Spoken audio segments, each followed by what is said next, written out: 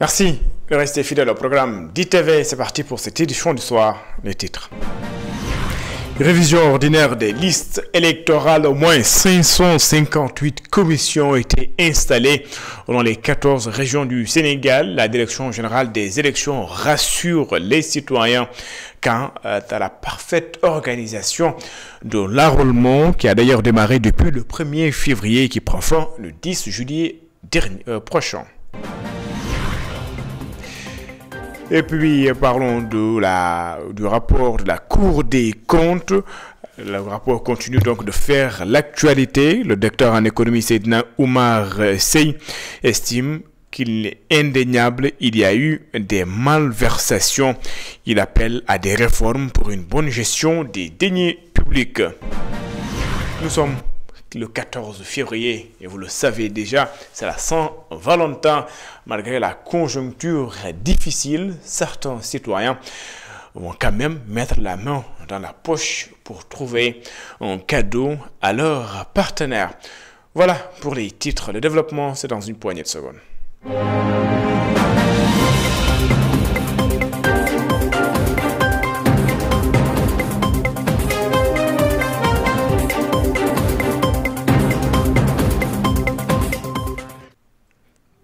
Bonsoir et bienvenue. Révision ordinaire des listes électorales. 558 commissions installées dans toutes les communes du Sénégal. L'enrôlement a démarré le 1er février dernier et prend fin le 10 juillet prochain. La Direction générale des élections prévoit également d'organiser des caravanes de sensibilisation. Elisabeth Grastine et Cheikh Ahmed Tidiane Diouf. La révision des listes électorales pour l'année 2025 est réalisée par des commissions administratives. Le directeur général des élections a apporté des éclaircissements à ce sujet. Et dans chaque commune du Sénégal, il y a au moins, je dis au moins une commission. Cela veut dire quoi? Cela veut dire qu'il peut y avoir des commissions supplémentaires. Il peut y avoir même ce qu'on appelle des commissions itinérantes. Si on compte maintenant le nombre de communes au Sénégal et le nombre de commissions qui ont été implantées, on est à peu près à 568 commissions actuellement au moment où je vous parle. Ça veut dire qu'en réalité, dans chaque commune au Sénégal, aujourd'hui, tout citoyen qui veut s'inscrire sur les listes électorales a la possibilité de le faire. Biram Sen, directeur général des élections, a notamment communiqué les dates des enrôlements. Ces commissions vont travailler, vont enrôler les citoyens du 1er février au 10 juillet 2025. Je vais revenir sur l'aspect parce que ça va rester 20 jours parce qu'on a parlé du 30 ans. Mais les 20 jours sont réservés à ce qu'on appelle le contentieux. Donc du 1er au 10 juillet, les commissions procèdent à l'enregistrement des opérations. Cette révision ordinaire des listes électorales pour 2025 s'accompagne d'opérations bien définies. La première opération, c'est ce qu'on appelle les demandes d'inscription de nouveaux électeurs, notamment les jeunes qui auront 18 ans révolus avant la clôture définitive des listes. Ce n'est pas seulement les jeunes qui ont eu 18 ans. On peut avoir 30 ans sans pour autant s'inscrire sur les listes électorales. Ces personnes également sont concernées. L'autre opération, c'est ce qu'on appelle les demandes de modification d'adresse électorale ou de circonscription électorale. Pour conclure, le directeur général des élections a invité tous les Sénégalais à participer à une randonnée prévue ce dimanche à partir du siège de la DGE. Des caravanes de sensibilisation sont également prévues dans toutes les régions du Sénégal afin d'encourager la mobilisation. Elisabeth Grastine, 568 commissions ont donc été installés par la Direction générale des élections. Le rapport de la Cour des comptes est au devant de l'actualité avec les tenants du pouvoir qui chargent l'ancien régime. Le docteur en économie Seydina Oumar Sey, qui fait son commentaire sur la question, soutient tout simplement qu'il y a eu une mauvaise gestion des finances publiques, ce qui est indéniable à saisir. Après tout cela, notre interlocuteur prône la restauration de la confiance auprès des investisseurs. Il théorise également des réformes pour une bonne gestion des deniers publics. Docteur Seydina Oumar Sey est au micro d'Antoine Diouf. Il faudra tout simplement se rappeler que en révélant, par exemple, des manipulations dans la présentation des données économiques par l'ancien régime de Macky Sall, donc ce qui est très normal que l'autre camp se défende, mais il faut savoir que ce rapport met en lumière des pratiques de gestion des finances publiques contraires aux normes communautaires. Cela est indéniable. Maintenant, ici, les degrés de responsabilité, de manipulation, de carnage, comme l'a souligné l'ancien Premier ministre Abdoul Mbaye, bon, pour ma part, c'est avéré. Maintenant, ici, il y a des problèmes de méthodologie soulevés, mais l'idée de voir ici, est-ce qu'on a volé à tel degré ou tel, mais ce qui est constant pour tous les Sénégalais, il n'y avait pas une gestion de manière orthodoxe des finances publiques. Maintenant, moi, je préfère 10 000 fois que les gens puissent, par exemple, aller vers des réflexions approfondies sur les enjeux de la transparence budgétaire, et notamment des stratégies de rattrapage qui seront vraiment nécessaires pour restaurer la confiance des investisseurs, mais également des institutions financières. Parce que sinon, on aura des problèmes incalculables pour demain. Moi, je pense qu'ici, on doit laisser de côté, par exemple, l'approche des politiciens. Est-ce que, par exemple, on est responsable à degré 10 ou degré 20? Ce qui est constat ici, il y avait une mauvaise gestion des finances publiques. Cela est indéniable et depuis des temps. Maintenant, avec ce constat, est-ce qu'il ne faille pas aller vers tout simplement des modèles d'alerte précoce, c'est-à-dire essayer d'anticiper ex ante tout simplement avant d'aller faire les constats ex post que, par exemple, c'est le job de la Cour des comptes. Et il faudra aller vers des réformes audacieuses, mais surtout effectives, parce qu'ici, les réformes, la plupart du temps, sont annoncées, mais ne sont jamais effectives, tout simplement. Donc, c'est ça le souci. Mais moi, je me dis qu'ici, il faudra plus faire cap sur la situation que suscite tout simplement, voilà, les réflexions, les enjeux en termes de transparence, mais notamment essayer de retrouver ou bien de restaurer la confiance des investisseurs, mais notamment des institutions financières, eu égard tout simplement la réaction annoncée par Reuters par rapport à la perception du risque pays. Face aux défis grandissants du changement climatique, les médias jouent un rôle central dans la sensibilisation et la recherche de solutions. Le deuxième sommet des médias sur les changements climatiques et la réduction des risques de catastrophes coïncide également avec la journée mondiale de la radio, a permis donc de mettre en lumière l'urgence d'une action concertée pour protéger d'abord la sécurité alimentaire, mais on aurait renforcé également la résilience face aux catastrophes climatiques. C'est ce que nous dit Ndeyali dans ce compte rendu.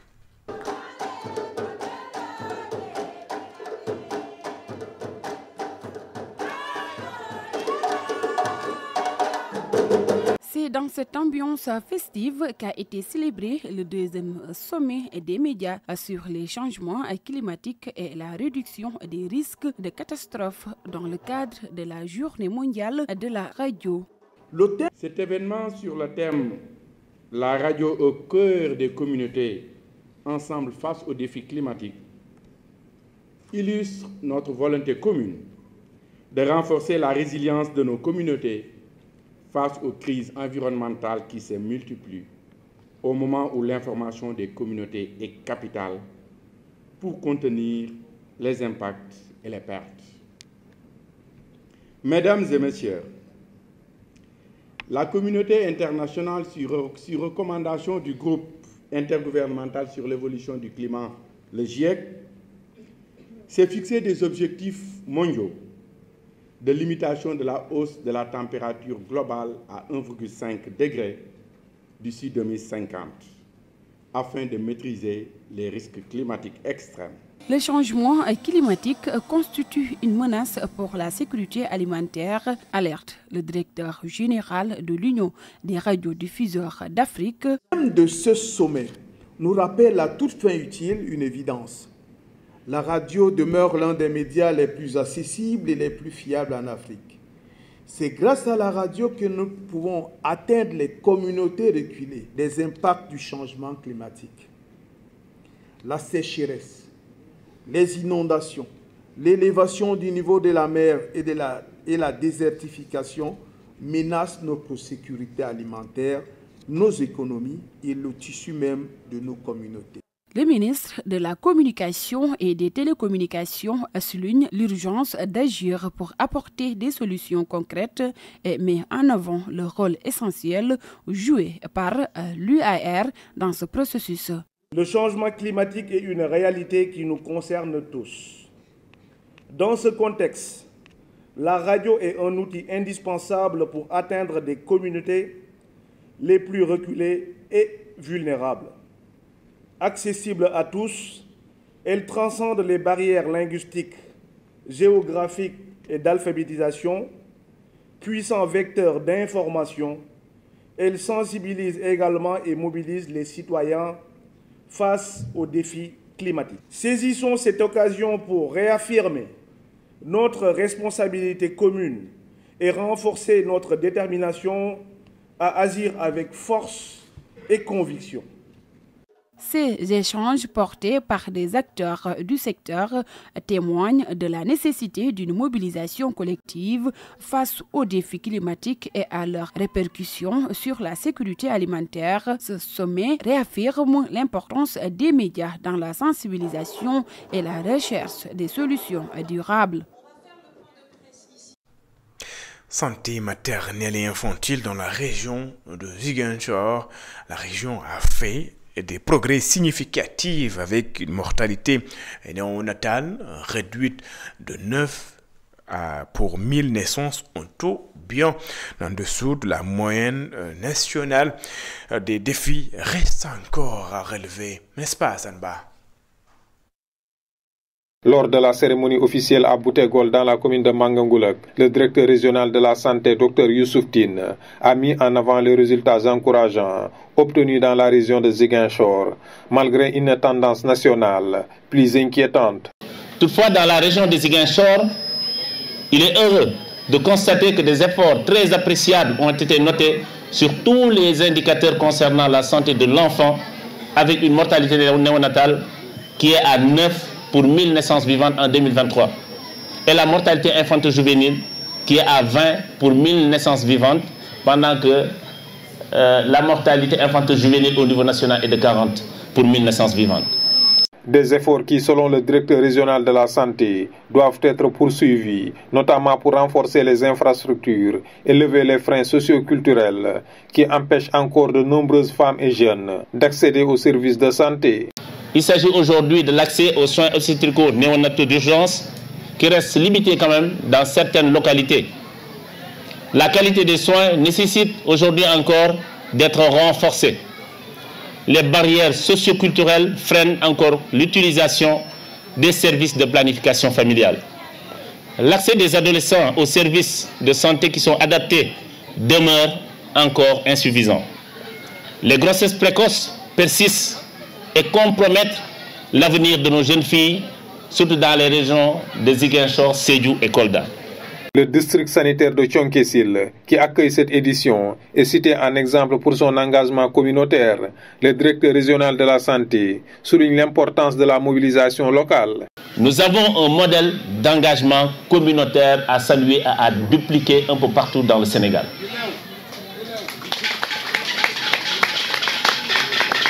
L'exemple du Bouloudi, à travers cette mobilisation communautaire qui a pour objectif le relèvement du plateau technique du centre de santé de Thionck-Essyl dans un premier temps, mais je ne doute pas que dans les prochaines étapes, il s'agira également d'identifier les postes de santé à grand volume d'activité et à renforcer, à relever le plateau technique de ces postes de santé. Une semaine qui met en lumière les avancées, mais aussi les défis à relever pour améliorer la santé des mères et des enfants au Sénégal, un enjeu majeur pour atteindre les objectifs de développement durable d'ici 2030. Deuxième édition du Forum sur le commerce et l'industrie. Cette année, l'accent est mis sur l'industrialisation et la fiscalité. Les commerçants invitent les citoyens à s'acquitter des impôts. Selon également, l'État doit accompagner le secteur privé pour l'attente de la souveraineté alimentaire. C'est un compte rendu signé Satou Diba et Mafalfal. Merci beaucoup. Industrialisation, fiscalité et régulation commerciale au Sénégal vers un modèle économique endogène, tel est le thème retenu à la 2e édition du Forum sur le commerce et l'industrie au Sénégal. Le président des assises Association des commerçants et industriels du Sénégal, Khadim Silla, liste sur les doléances des acteurs.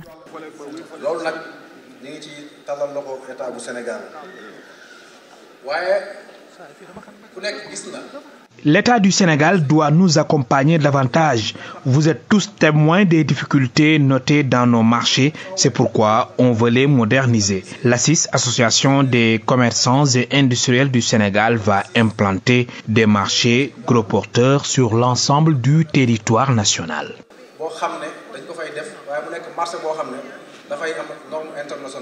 Le représentant du ministre du Commerce se réjouit de la thématique retenue cette année. Selon lui, l'industrialisation est L'industrialisation est le moteur fondamental du développement économique de notre pays.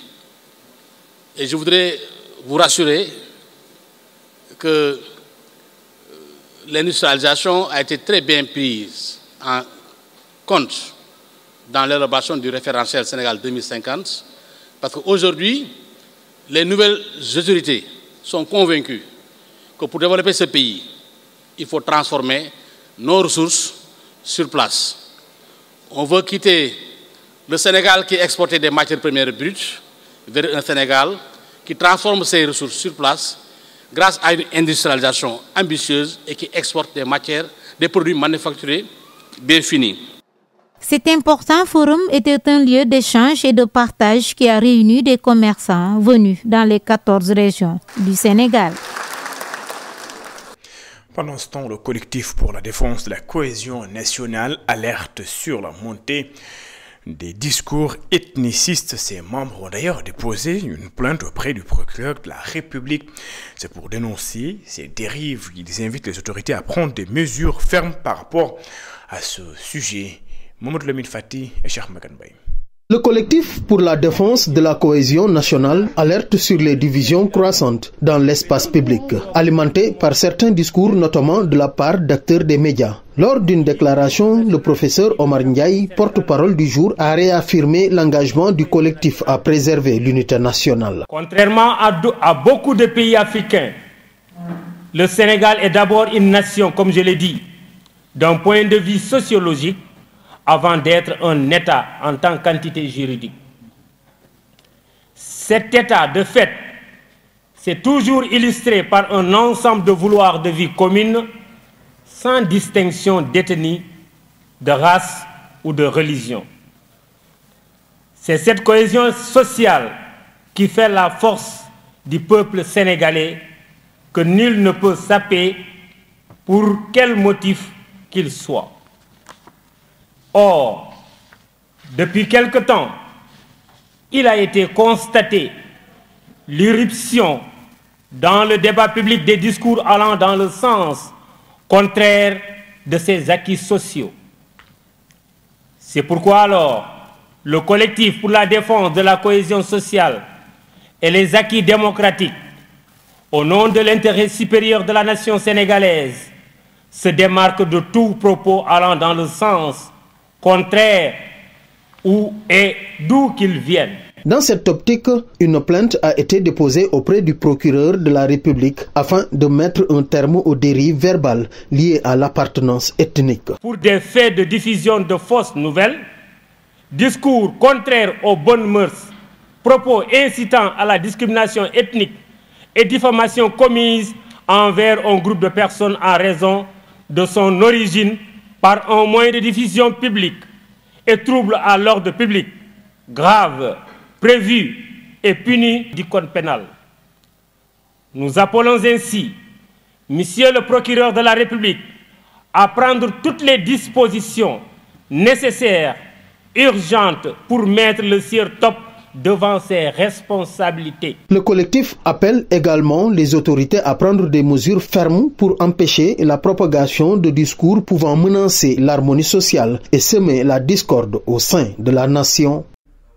Mamadou Lamine Fati, dans le cadre de la mise en œuvre du projet Sahel, Diam, le consortium ONG 3D, COSC, GRADEC, jette un regard sur les effets de la désinformation et des propos haineux. Objectif, contribuer à la création des conditions favorables à la stabilité politique, mais également à la cohésion du Sénégal. Elisabeth Grastin. Selon le secrétaire général du GRADEC, ce projet, dont cadre spécifique pour la prévention de la désinformation et des discours de haine, est né dans un contexte bien défini. Aujourd'hui, de plus en plus, on assiste au niveau, disons, de ce qu'on appelle les médias sociaux, à la prolifération de discours de haine, à des informations erronées, vous savez, qui sapent l'unité nationale, qui créent des tensions donc, au sein des communautés. Et donc, sur ce plan-là, je pense que quand même, il était quand même salutaire de mettre en place donc ce cadre pour voir comment vraiment amener aujourd'hui donc à un peu réguler. Ce cadre sera mis en place à l'issue de cette rencontre entre les journalistes, les professionnels des médias et l'État. Et nous allons voir comment le cadre va être structuré, quel contenu donc il faudra donc donner au cadre, parce que nous prévoyons de nous installer dans donc la durabilité, parce que le cadre, s'il est installé, il aura des réunions donc trimestrielles et nous allons faire en sorte que le cadre soit représenté un peu partout à l'échelle du territoire, afin qu'on puisse vraiment peser de tout notre poids pour que l'information crédible vraiment soit aujourd'hui donc notre credo. Lors de cette rencontre, Mamadou Ndiaye, président du CNRA, Conseil national de régulation de l'audiovisuel, a annoncé l'élaboration en cours d'une loi visant à réguler l'utilisation des réseaux sociaux. Les réseaux des régulateurs africains, des médias africains, c'est le RIARC. On a tenu une réunion à Abidjan, mais avant ça, il y a eu ce qu'on a appelé la déclaration d'Abidjan, dans laquelle les grandes plateformes numériques ont donné leur accord de principe pour donc engager un dialogue avec les régulateurs africains afin de réguler les contenus des réseaux sociaux. La mise en œuvre du projet Sahel Diam, soutenu par l'Union européenne et le consortium composé des organisations ONG 3D, COSC et GRADEC, vise à rehausser les normes de l'information. Ce projet a pour objectif de protéger la démocratie tout en favorisant un environnement médiatique sain et équilibré. Et puis le ministre de l'Éducation nationale a remis un important lot de matériel didactique aux enseignants d'anglais ou de l'anglais dans le préscolaire et l'élémentaire. Selon Moustapha Guirassi, l'introduction progressive de l'anglais dès le bas âge associé aux outils numériques offre aux enfants un apprentissage interactif dynamique et en phase également avec les exigences de l'enseignement moderne. Moustapha Guirassi, ministre de l'Éducation nationale, est interrogé par Papa Karsek. Ces ressources pédagogiques qui ont été remises aujourd'hui devraient permettre à ces enseignants de devenir beaucoup plus performants, d'être plus performants dans les enseignements, dans l'apprentissage aussi des élèves. Et c'était une demande qui avait été formulée par ces enseignants, mais une demande très justifiée, très légitime. Et le ministère de l'Éducation nationale, avec l'appui des IF, l'appui des IA, donc y a accédé à cette demande-là. Nous devons aller encore beaucoup plus loin. La remise d'aujourd'hui n'est qu'une étape. Nous avons profité de l'occasion pour parler d'autres ressources pédagogiques, par exemple l'intelligence artificielle et d'autres. Et l'État du Sénégal, donc le ministère de l'Éducation nationale, sera à côté donc de ces enseignants pour les capaciter, les accompagner, les renforcer, afin que ce travail-là, cette mission-là soit accomplie dans de bonnes conditions, d'excellentes conditions.